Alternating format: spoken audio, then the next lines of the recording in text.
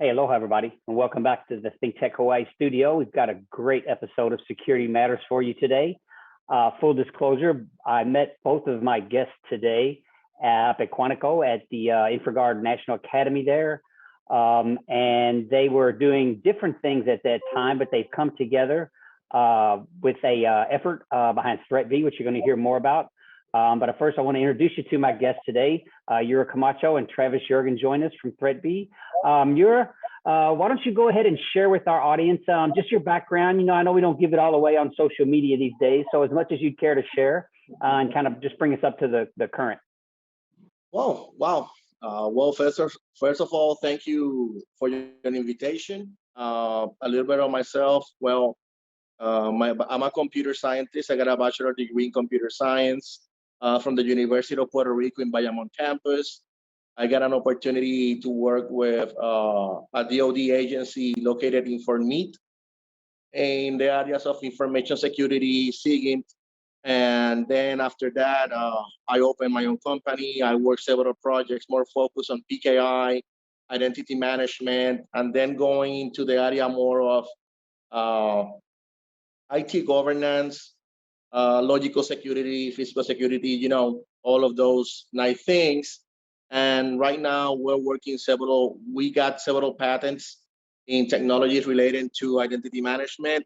And now, hopefully we're gonna get a few new ones including vulnerability management, AI combination with some good, security stuff. And I met you, like you said, over a year ago, and our friend Travis, and since I met Travis, we have been working endlessly just to come up with new innovation, products and services that can serve the landscape and our national security at the same time.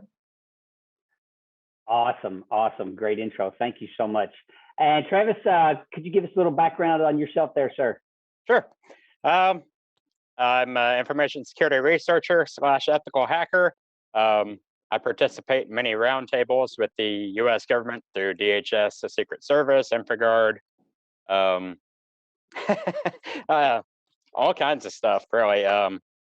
AI engineer, reverse engineer, built a few different tools that we use quite often to disclose secrets, bug bounties, stuff like that. Even though I'm disqualified for using my own tools through those platforms, I still report to, Starbucks, Microsoft, Tesla, you name it, we've touched it.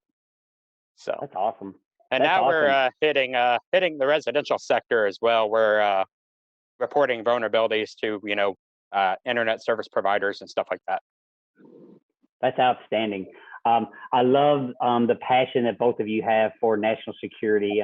We all know IT, telecom, business, our economy, everything sort of depends on us trying to secure, the information that we're sharing, the work that we do, not just in support necessarily of the government, but in support of all of the critical infrastructure and all the providers out there. So I think it's really excellent that you've scaled into the commercial space or the residential space, and we'll get into some of that.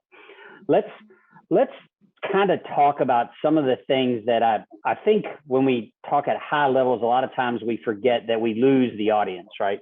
Not everyone sort of lives in this space on a day-to-day basis. They tend to think that their company has their work secured, that their provider has their work secured, that their firewall's working for them, whatever it may be. And they're really not aware of what you mentioned briefly, that threat landscape out there, and what identity means within that landscape, and what vulnerability means. So let's go back to Ura. Talk a little bit about your take on the business community. You can talk about locally there in Puerto Rico, also nationally. Their level of understanding of the threat landscape, and then also maybe if you want to touch on the users who've had to all go home and sort of work from home. That there's another vulnerability landscape that was sort of brought into the fold there. Just kind of your perspective. Without, I know you want to say it's all broken because that's what I always say, but give us your take on it. Definitely. Well, let me tell you here, I'm gonna put my hat as an information system auditor and governance, I mean, there's a lot of misconceptions on security. I mean, first of all, vulnerability is not only the cyber vulnerability, but you got human vulnerabilities. I mean, you got human factors, and a lot of people confuse some terms. For example, a lot of people confuse a firewall with security. Other people confuse compliance checklist with security.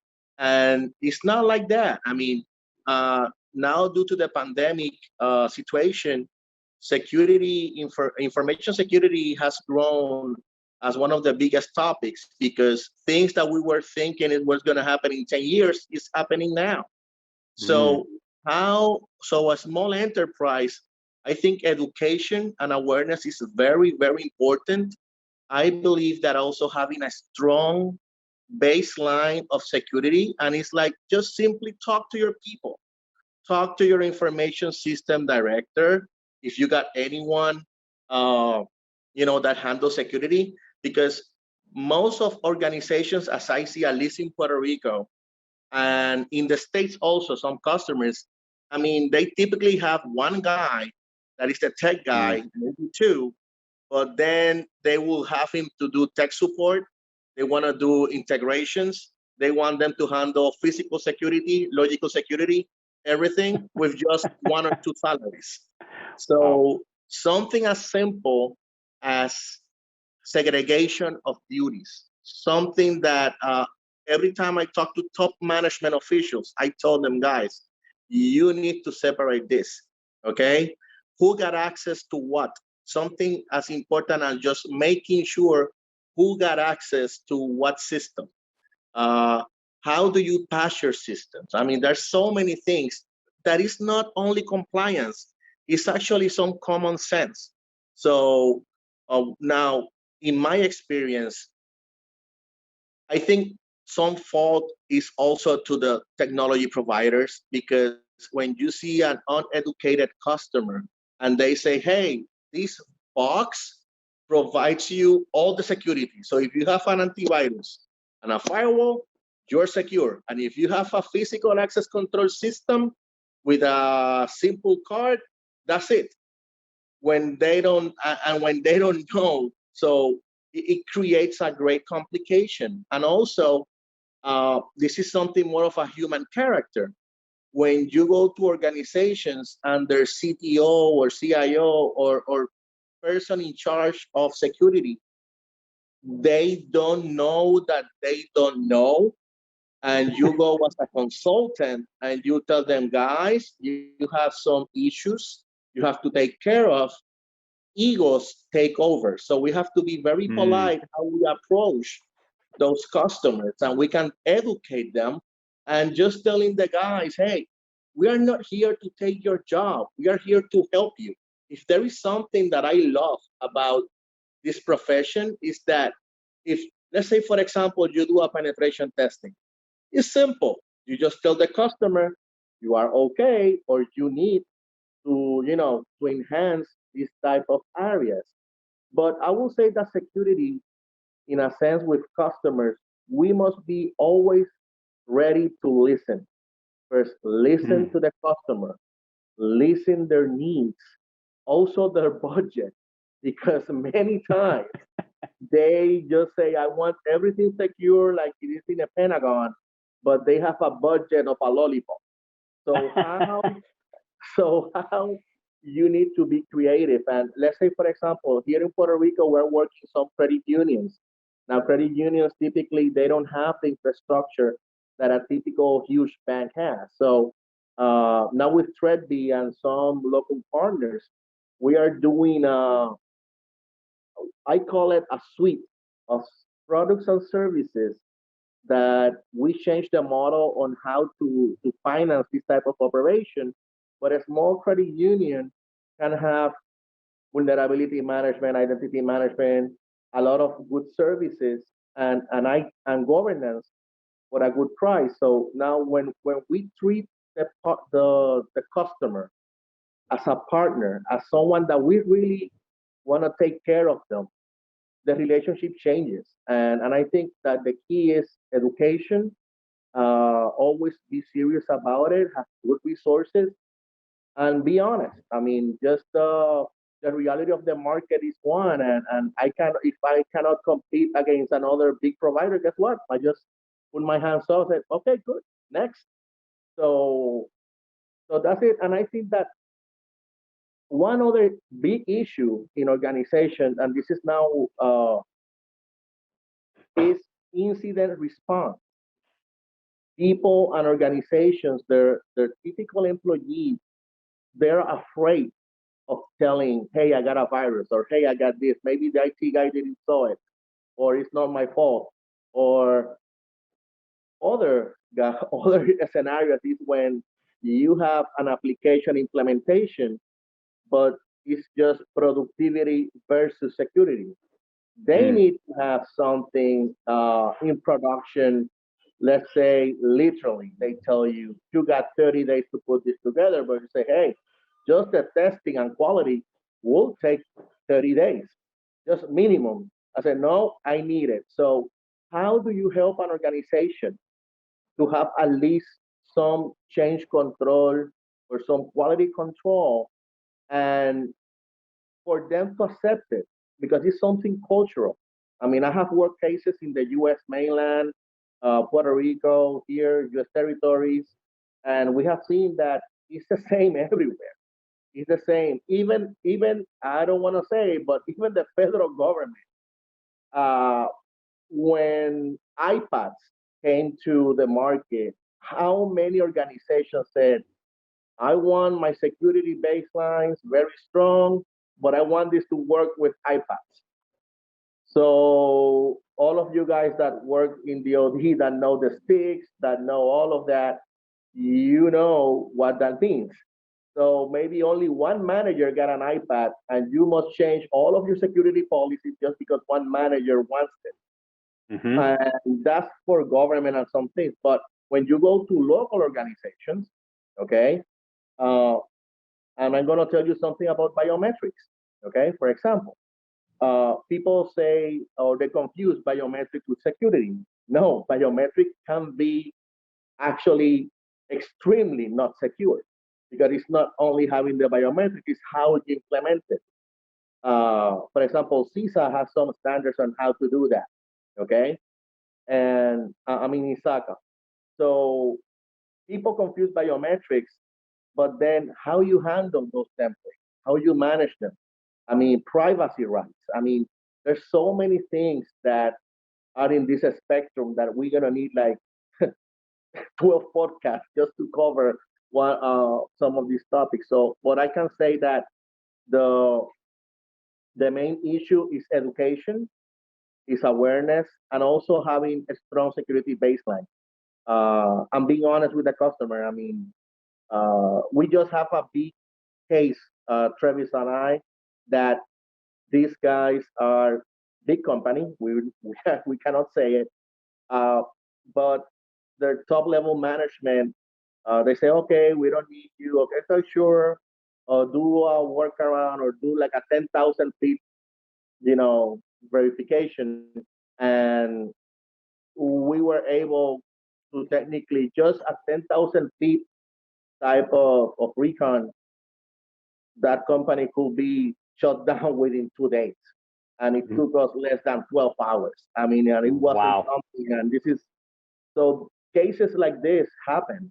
And just two guys, we are very, very happy to work with them. And we submitted the proposal. We showed them what we could do. Say, oh, no, don't worry. We don't need you. So, okay, no problem. So those are typical things that happen, but we must be very ethical and very, straightforward with our customers.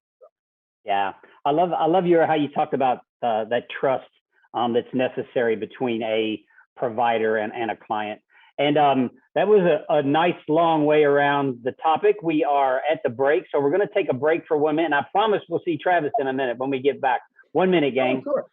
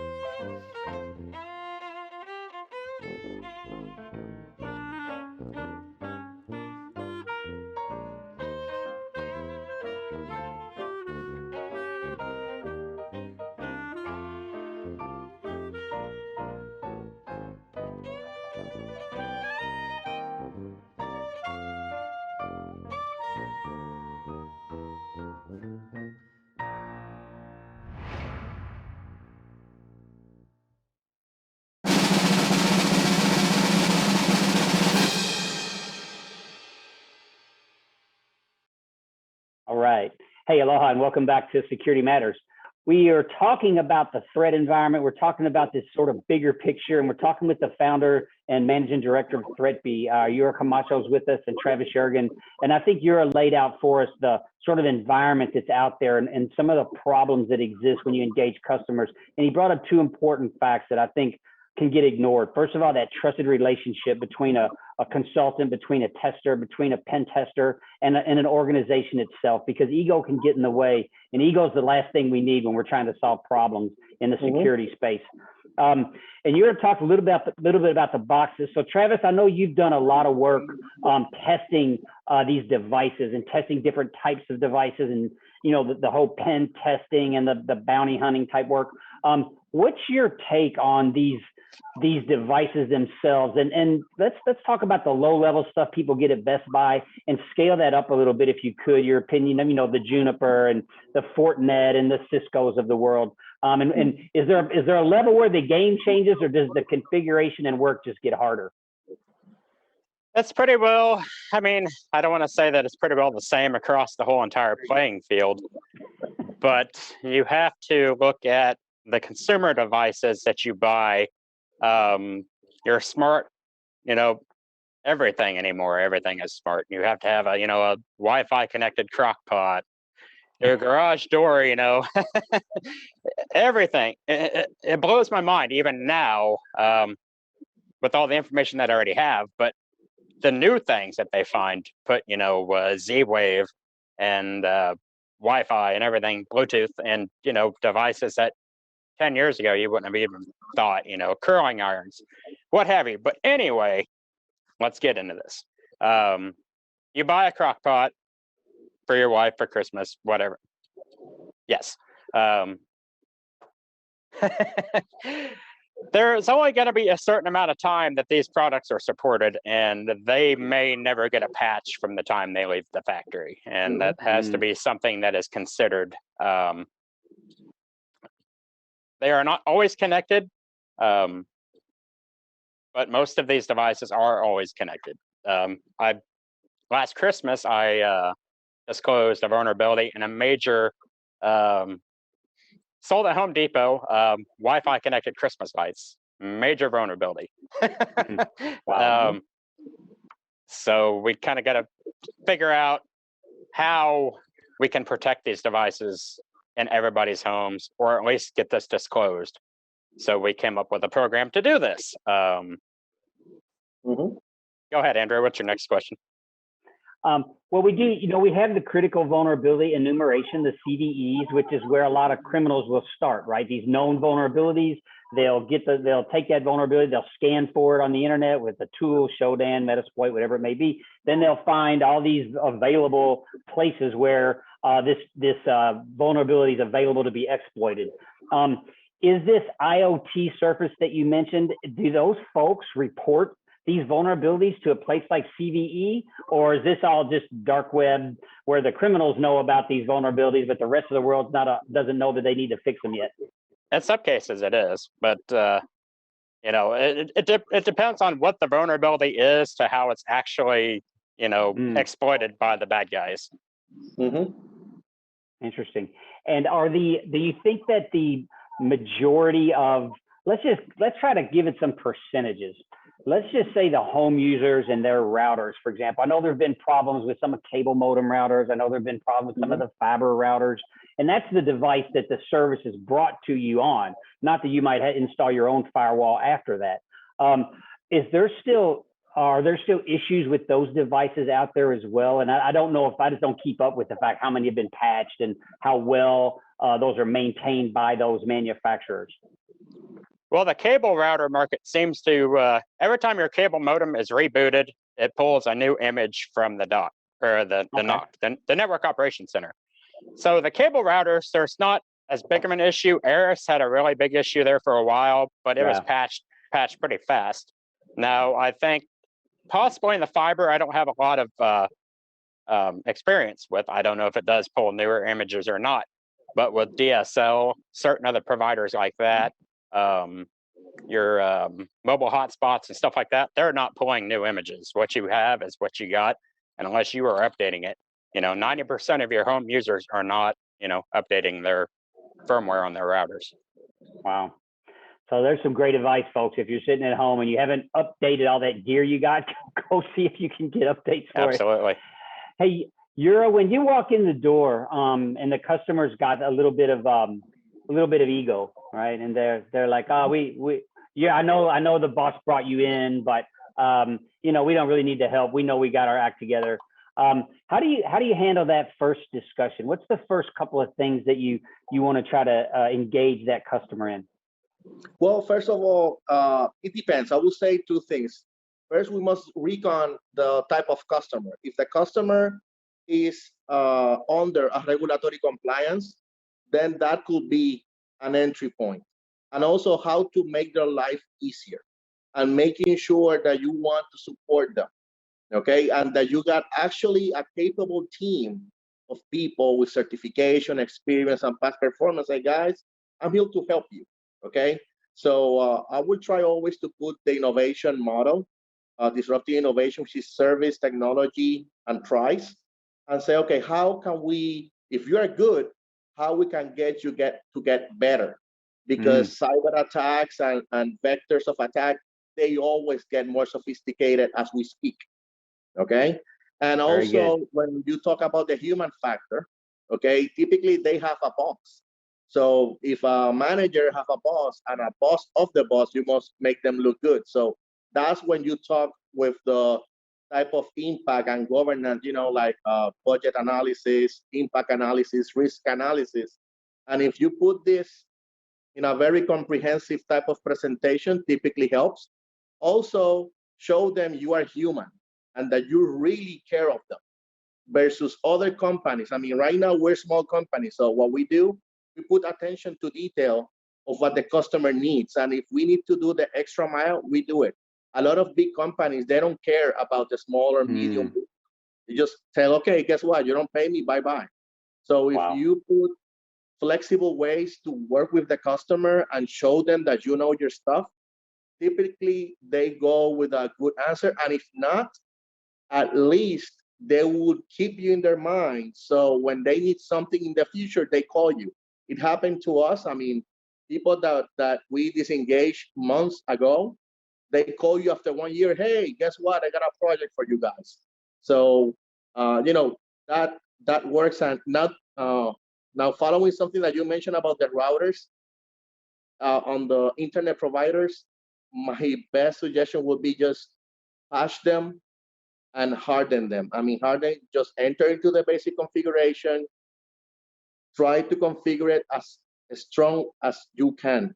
I mean, you know that any IT specialist will try to fortify this as much as they can, but that's one thing.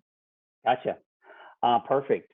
And Travis, can you want to dive under the hood for us a little bit? I know we don't want to expose any intellectual property, but can you talk about what excites you about what you're doing with ThreatB and what maybe just some of the things that you can offer to folks that you think maybe they haven't been offered, or some of the things that are kind of unique to the way you guys are coming to a customer with the tools that you're bringing? Okay. We are releasing our small business suite within the next 30 days. So we're going to be offering phishing testing, web application firewalls. We're going to have this kind of a modular thing. So if it's something that your company doesn't need, we won't have to charge you for that. So a lot of we're going to be offering a lot of different vectors. We're going to be offering our artificial instinct vulnerability scanning engine, along with the attack surface management, and a few other things that me and Yura and I are still discussing. Yeah. One of the things that we will be putting is also what we call the BID, or it's under Fusion One, a company that we united with, and it's the PVI identity or PVI credentials. We also put several products regarding digital signatures. So how can a simple home user can use, PKI in an easy way? So how we can make sure that a person can digitally sign a document and they can securely authenticate to a system in the work, you know, for all of those home workers that are now connecting remotely? How can you put identity and access management tool with the vulnerability management of ThreatB together? So now those you know, those people in their homes working from home, and to save their own home networks with a military grade security just for a few bucks a month. So, you That's know, awesome. that's what we're trying to accomplish here. Yeah, that's awesome. There's definitely a need out there. I mean, I see more and more traffic wrapped around, you know, identity management, privacy, zero trust. All of these things are going to require us to know who. And, you know, to your earlier point, you're about granularity of capacity, right? What am I allowed to do? What are you allowed to do? When am I allowed to do it? If I was doing it from Virginia 10 minutes ago, how could I possibly be doing it from Puerto Rico right now, right? So some of that kind of stuff is coming to us. The product is for that. Nice. Yeah. What do you see on the horizon? We've got about 2 minutes left. So Yuri, give us what's on your horizon. What would you say to our guests today? What's the number one thing that they could do to help their company stay assured of themselves at home? Well, I will say, like I said before, I mean, we need to have companies need to have a strong baseline of security. When they have a strong baseline, you make it a lot easier. Second, have a very good vulnerability management program, a very good identity and access management program, and incident response. I will say, if you're a small business and you have those three covered, obviously inventory, we can talk about all of the NIST families hours, but I mean, those three basic things, I think that will help a lot. And if you have tools like ThreatB and things that we're working with, it's not that it has to be us, but things that can handle that vulnerability management in a smart way, an easy way, an identity of the people, and how to respond when you have an incident. That covers in a nutshell, and always education, education, education. Well, I want to thank you, folks, again. Travis, I really appreciate it. Good luck with ThreatB. I definitely want to check back in with you maybe around Q4. Let's see how you're doing. The world's going to need, everyone's going to need a lot of help coming out of this pandemic. And I think what you guys are doing is a great service to the community, to our critical infrastructure, and to national security. So thank you very much. Aloha, everybody. We'll see you next week on Security Matters. Take care. Aloha and Semper Fi.